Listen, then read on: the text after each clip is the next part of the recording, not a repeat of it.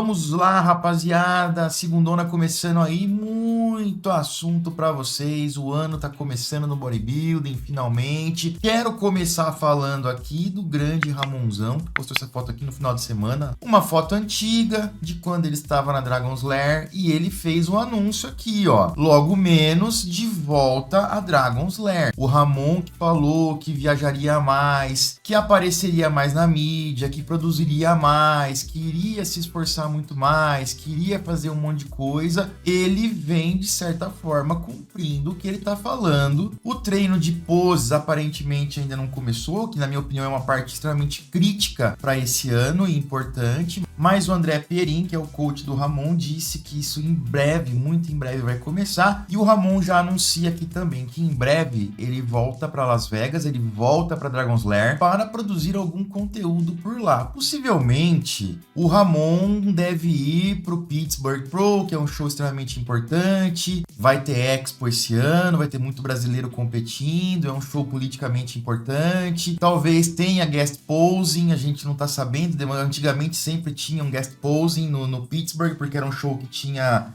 Classic Physique, e aí eles levavam alguns Opens top para fazer o guest posing. Esse ano vai ter um show de Open, então a gente não sabe muito bem como que fica essa questão do guest posing, mas tendo o show de Open e tendo o show de Classic, nada impede de fazer um guest posing com grandes nomes, o Ramon, por exemplo. E ele estando em Pittsburgh, talvez ele estica para Nova York, para o New York Pro, e aí seria, legal e importante, porque de repente ele conseguiria ali uma sessão com Steve Weinberger, que é o árbitro-chefe, que poderia dar todos os feedbacks necessários para o Ramon e para o coach de pose dele, que é o André Pierin, e de repente antes ou depois disso ele estica ali para Las Vegas para fazer algum conteúdo e passar um tempo ali também absorvendo conhecimento e experiência do nosso grande e querido Flex Lewis, que ficou todo animado, ó. O Flex Lewis já meteu aqui uma carinha de assustado e nunca sei se é um pãozinho, se isso aqui é um couve-flor, mas o Flex gostou da ideia. Este final de semana teremos Arnold Classic South America. Garanta o seu ingresso se você não garantiu ainda. Um dos maiores, então acho que o maior evento do ano aqui no Brasil em termos de importância e relevância. Gudivito chega como grande favorito pelo físico, pelo que ele vem mostrando. Só que eu venho dizendo, a gente não pode descartar Leandro Pérez, que mostrou nesse final de semana um pouco mais aí do seu físico e um pouco mais da densidade e espessura das suas costas. O cara colocou muito volume, colocou massa muscular. E é aquela história, vai enfrentar um Gudivito que evoluiu pra caramba, que é tido aí pela imprensa nacional e internacional como um cara digno de top 10 e que pode até enfrentar atletas de igual para igual que estão no top 6 ou no top 5, como Martin Fitzwater e Nick Walker. Então a tarefa do Leandro Pérez é uma das mais difíceis e complicadas, mas a gente não pode deixar esse cara de lado, a gente não pode descartar a qualidade que tem o Leandro Pérez. Tô falando que ele vai ganhar do Gudivito, etc. Não, porque a gente não tem como falar isso aí, porque a gente não viu os dois no palco. O que eu quero dizer para vocês é, também teremos um grande competidor que com certeza vai desafiar o Gudivito e não vai se acovardar e vai trazer uma batalha digna pro grande russo mais brasileiro, o Gudivito, e eu quero a opinião de vocês. Rapaziada, lembrando rapidamente vocês aí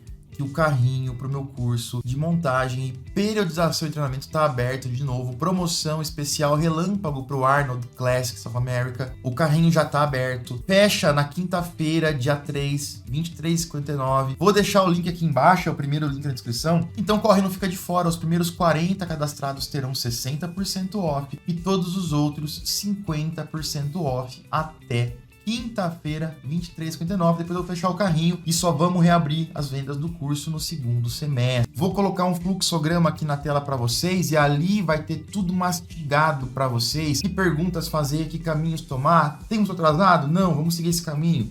Temos atrasado? Tem, 1 ou 2, vamos seguir esse caminho aqui então. Mas aí a conexão mente-músculo é boa ou não é? Se é boa, vamos para cá. Se é ruim, vamos para cá. Então é um curso que traz esse tipo de informação muito mastigado e muitas outras, como periodizar um deload, como descobrir realmente através de avaliações aí objetivas e subjetivas, qual é o volume ideal para cada cliente seu ou para você mesmo. Vocês estão vendo aí uns gráficos agora, que é a próxima parte. Definimos o que fazer, vamos definir volumes. E ali a gente tem os gráficos comparando o volume de treino com a fadiga do cliente, do atleta, da pessoa e eu ensino passo a passo como coletar esses dados, que são dados objetivos e subjetivos do seu cliente, do seu aluno, do seu atleta, para jogar nesses gráficos e fazer as comparações de fadiga e de volume. Vocês estão vendo alguns gráficos diferentes aí, algumas situações diferentes, e eu também explico como prosseguir e como proceder, porque uma coisa é coletar os dados e entender o que está acontecendo. O próximo passo é o que fazer com esses dados e o que fazer com o treino. Florian Poisson, do Open, que chegou um tempo atrás e chegou fazendo um certo barulho na Open, depois foi para Classic Physique, aquela história toda, um Open que vira Classic, a gente viu isso com o Horse também. O cara passa um ano baixando de peso, tentando fazer ali, transformar seu físico de um físico de Open muito grande para um físico Classic, tentando bater o peso. Não conseguiu, na verdade conseguiu, mas não teve sucesso, o físico dele não ficou legal na Classic Physique, ficou um físico cansado, os braços diminuíram muito, não ficou legal. Agora ele decidiu voltar para Open,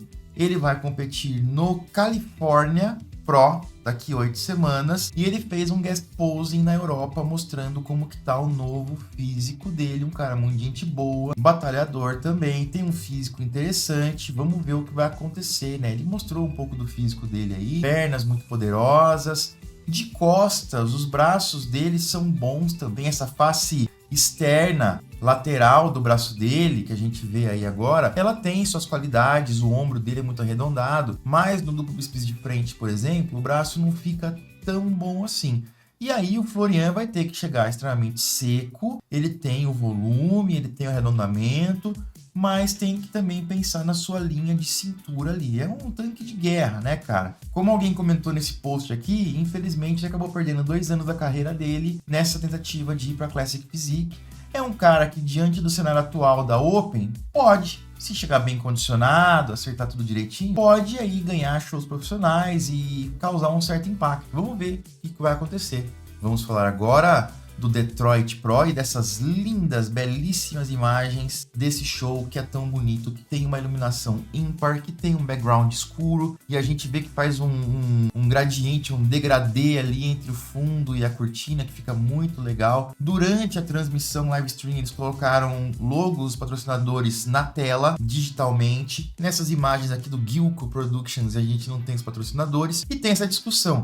Cara, todo show deveria ser assim, todo show precisa disso. Tem toda aquela discussão financeira. Por um show como o Detroit, que é um show menor, tem Classic e Open, tem ali basicamente uma companhia que apoia, que é a Hostile, que é a empresa do dono, do promotor do show, então eles acabam colocando um pouco mais de investimento. A empresa também do Seth Ferris coloca um bom patrocínio, então dá pra dizer que a iluminação do Detroit é uma iluminação ímpar, muito diferenciada, que ressalta muitos físicos. O background ajuda muito também a vender muito o produto do show, que são os atletas. Porém, esse show ele tem uma condição de patrocínio que é meio ímpar também, meio diferenciada dos outros shows, que são 2 empresas colocando ali uma grande grana e viabilizando esse projeto. Fato que não é facilmente reproduzido, tá, gente? Então não dá pra todo show ser como o Detroit, infelizmente, por mais que a gente queira. Pra mim, todo show deveria ser assim. Isso aqui é o padrão de ouro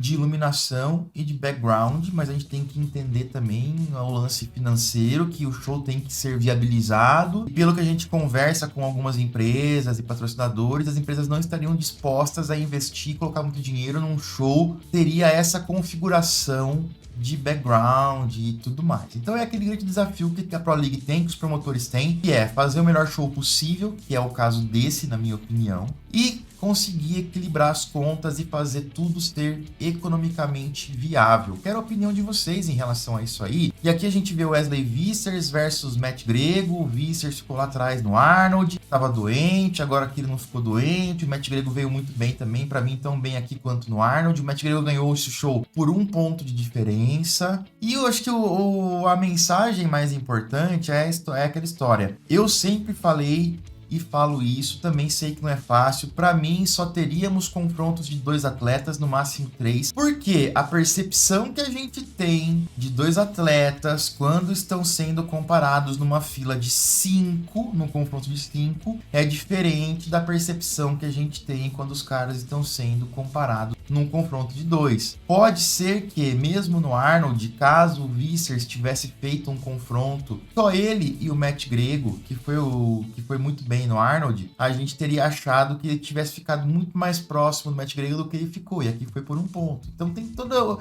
o bodybuilding, tem todas essas características. Falando agora de físico por físico, eu acho o Matt Grego mais equilibrado, mais proporcional, muito bom nas poses de frente e de lado. E nas poses de costas, o Vickers realmente acabou tendo ali um certo domínio. De costas. De costas, as pernas não ficam tão diferentes assim. O Vickers tem uma ampla vantagem ali de costas, ombro, braços, etc. Isso tornou o show muito próximo, por isso que foi por um ponto. E talvez tenha chegado naquele limite de qualquer um que tivesse vencido, a gente conseguiria ter argumentos justificáveis. Grande show dos dois. Agora o Vickers vai realmente descansar, tirar esse tempo off, colocar o volume e acertar o físico que ele precisa, porque afinal de contas são 2 derrotas consecutivas para o Matt Grego, que atualmente é o número 10 do mundo, e isso para um cara como o Vickers, que tem ambições maiores, não é nada bom. Também tivemos aqui um guest posing do Samson Dauda, atual campeão Olímpia, atual número 2 do Arnold, que tá um caminhão, né, cara? Dauda chega hoje na Inglaterra para receber os equipamentos lá da Cimmerian também. A gente vê ele com o Martin Fitzwater. O Martin tá grande também, cara. Tá um caminhão. Só que a gente vê como é diferente, né? Como que o Samson tem um frame maior, tem uma estrutura óssea mais larga, como ele parece maior no palco. E ele acabou de competir também. O Martin tá secando, tá há poucas semanas do show. O Samson tá há poucas semanas depois do show. Quando a gente vê os dois de costas, como a gente tá vendo aí, a gente vê a extrema diferença.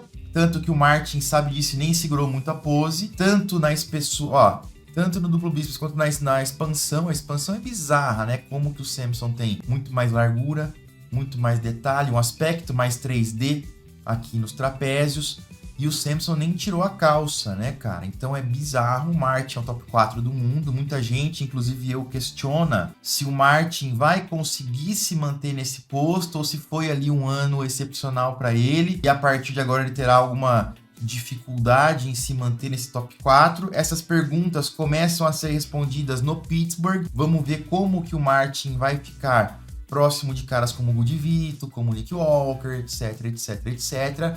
A verdade é uma só. A temporada 2025 começou com muita emoção e o Olímpia desse ano vai ser demais, galera. Na Open, o William Bonac vence aqui o Sassan Eirati. Falei do Sassan, falei, fiquem de olho nesse cara, pode ser que ele surpreenda. Não é um físico bonito, na verdade não tem nenhum dos dois aí com um físico bonito, 2 físicos que não são esteticamente agradáveis. O Bonac, ele tá desproporcional, ele tá assimétrico na verdade, então ele tem um braço diferente do outro, uma coxa diferente da outra. Falaram que ele trouxe um físico rejuvenescido nesse Detroit, ele veio um pouquinho realmente, mas ele ainda, na minha opinião, tem muitas falhas estruturais que acabam complicando o físico dele. O Sassan Eirati é um cara também que tem um físico legal, tava bem seco, mas tem muitos problemas ali em algumas poses de costas, etc. Também, assim, o show que, na minha opinião, foi muito próximo, que 2 caras daria até para justificar a vitória de um ou de outro, mas o Bonac acabou vencendo. Ele até estava listado para competir na FIBO, que acontece no mesmo final de semana do Arnold Classic South America, mas ele não vai. O show da FIBO deve ser um show também meio esvaziado, vamos ver como é que vai ser. E depois tivemos aqui essa comparação, esse guest posing do campeão da Classic com o campeão da Open. Primeira vez que a gente vê isso acontecendo num show, nunca antes visto. E aí a gente vê como que tem a diferença, né? Nas pernas, principalmente. Os caras da Open, um cara top da Open, sempre vai ter uma perna muito maior. Reparem ali de lado como o quadríceps do Bonac salta muito mais. Isso se deve muito ao não limite de peso da Open, mas geralmente também os caras da Classic vão ter a cintura mais amarrada, vão ter um pouco menos de volume em cima, largura por largura, que nem uma pose como essa aqui, expansão. Lógico, o Matt Grego é o cara mais alto, com estrutura óssea mais larga, etc. Ele vai parecer de cotovelo a cotovelo mais largo. E a estrutura óssea, muitas vezes do Classic, vai acabar ajudando, dando uma impressão que de frente ele não é tão mais estreito que um Open. Mas isso muda principalmente contra os top Open, tá? Mas isso muda quando os caras viram de lado, geralmente, que um Open tem muito mais espessura de frente para trás, tem muito mais espessura de pernas. O Bona, que não é, na minha opinião, hoje um bom exemplo de Open, tá? Ele é um cara que tá ali ganhando show e tudo mais, mas não é um cara que fala, nossa, que Open exemplar que a gente tem hoje em dia. Mas quando a gente olha no papel pelas regras e vai fazendo lá o checklist das regras, ainda o Open acaba vencendo um show Open contra um Classic nesse sentido. Embora, se a gente perguntar, eu pergunto pra vocês, deixa aí o seu comentário, que numa comparação entre Matt Grego e William Bona, que eu acho que a esmagadora maioria vai preferir, se pudesse escolher, iria preferir ter o físico do Matt Grego. E você, o que você acha? Comenta aí pra mim. Vou ficando por aqui, já já eu volto com mais vídeos pra vocês.